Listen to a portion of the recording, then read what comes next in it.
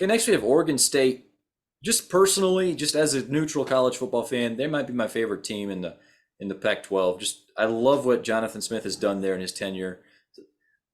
10-3 a year ago, and that's with like quarterback injuries and just all that kind of thing. Like they're just humming right along. Top 20 team last year by power rankings.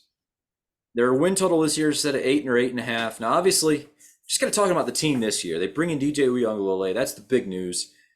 Probably will win the job, I would guess. They also bring Ben Gulbranson back. And here's the thing. They have a freshman quarterback, Aiden Childs, who a lot of people think is going to be a really good player there. He might end up being the best quarterback on the team. He's only 17 years old right now. I think his 18th birthday is in like October. So he's probably not winning the job outright. Maybe by the end of the year. But regardless, with those three options, I think they're getting good quarterback play. And with Jonathan Smith coaching them, quite frankly. Like, a key underrated aspect of Oregon State is their offensive line. I'm waiting on someone to poach their offensive line coach because he's doing an excellent job. This is just a really solid team. Like, what do you think? Like, I know we can talk about whether they go over or under their win total, but yeah, you just either way you have to be super impressed by what Jonathan Smith has done and what Oregon State has become. Oregon State won 10 games last year. Like that's huge. That is massive for them. Bringing in DJ Uiagalelei is always like that's great to have talent there.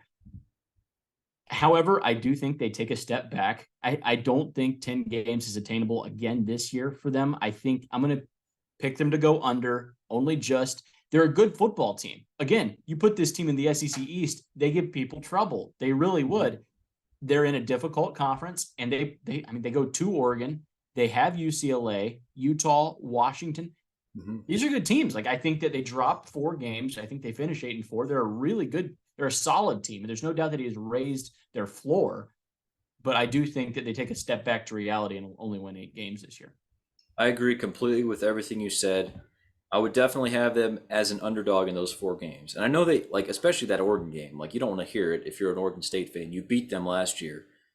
I think Oregon might take a little step up. Oregon State might, I don't know. I like their running back too. Like, I could absolutely see them going over here and having another 9-10 type of win season. Like, I could see that.